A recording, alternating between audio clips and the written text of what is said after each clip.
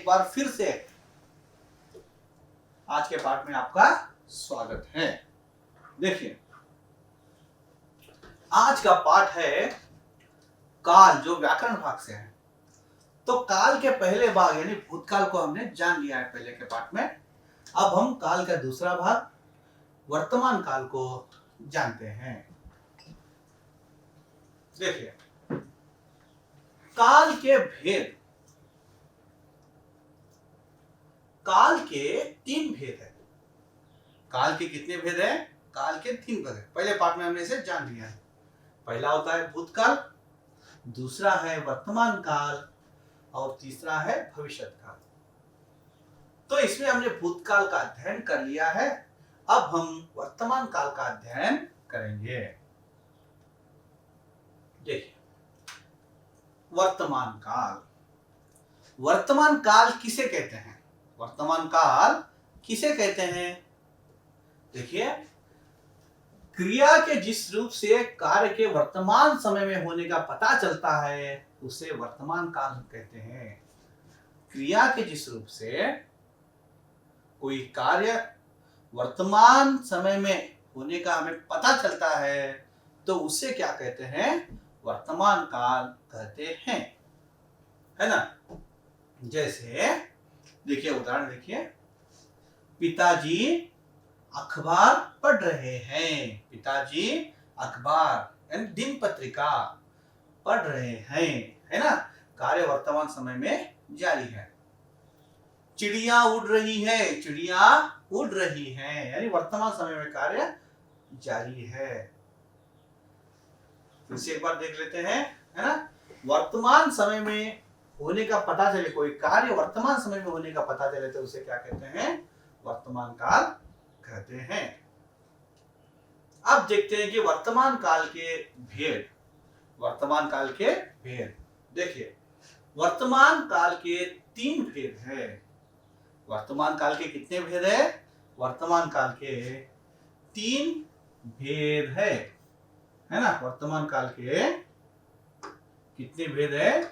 3 भेद है। सामान्य वर्तमान काल, पहला है सामान्य वर्तमान काल, दूसरा है अपूर्ण वर्तमान काल।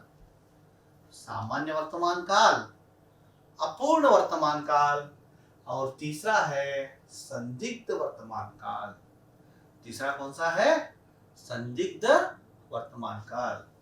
सामान्य वर्तमान काल, अपूर्ण वर्तमान काल और संदिग्ध वर्तमान काल। देखिए, सामान्य वर्तमान काल, सामान्य वर्तमान काल किसे कहते हैं?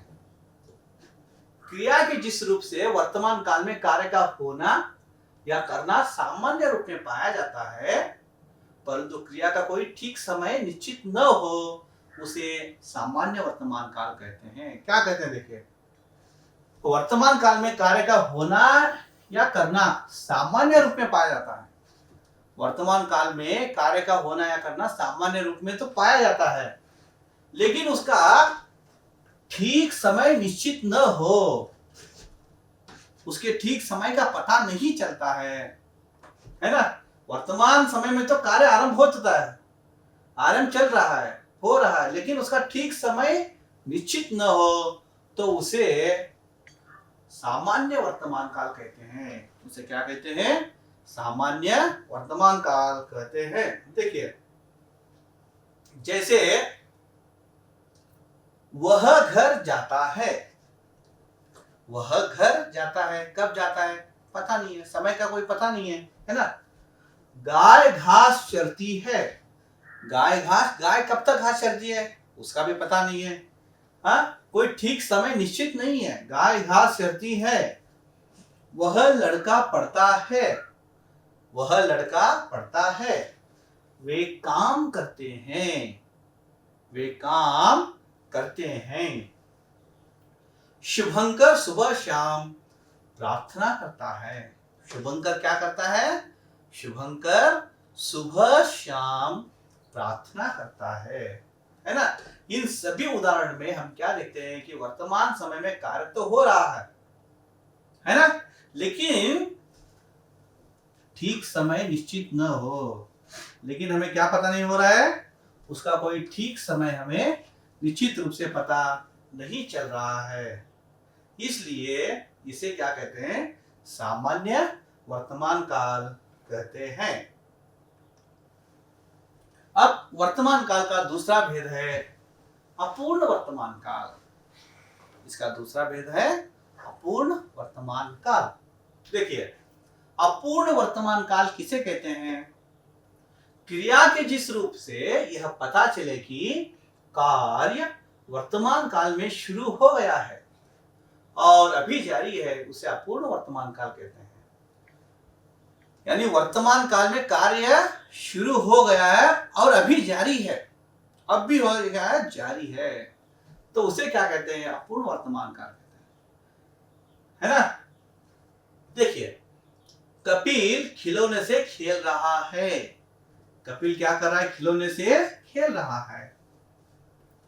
आचार्य नृत्य सिखा रहे हैं।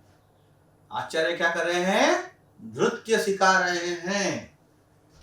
मां भोजन बना रही है। मां भोजन बना रही है ना। डॉक्टर मरीज को देख रहे हैं। डॉक्टर मरीज को देख रहे हैं, कार्य अभी जारी है। किसान खेत में हल चला रहा है।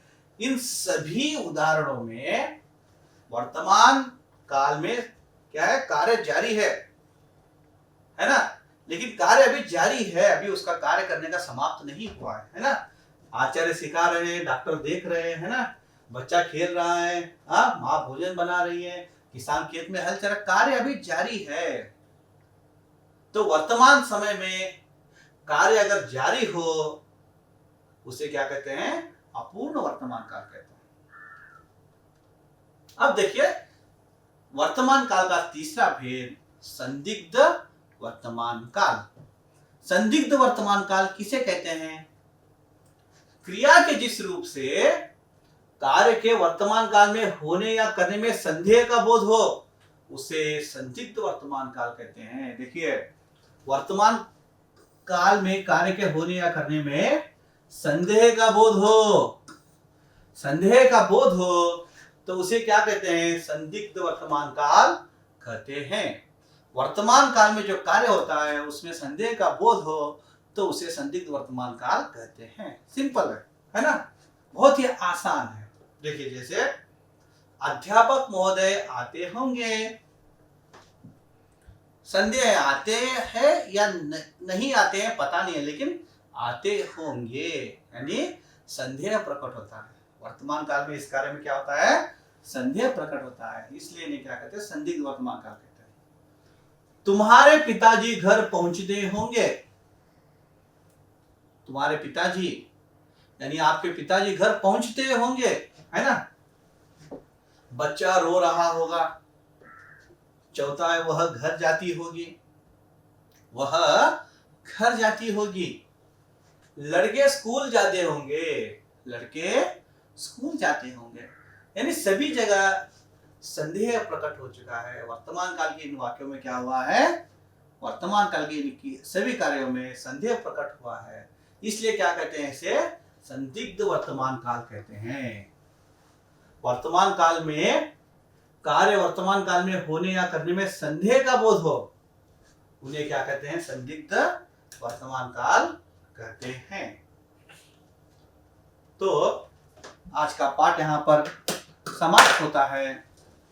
जय साई राम।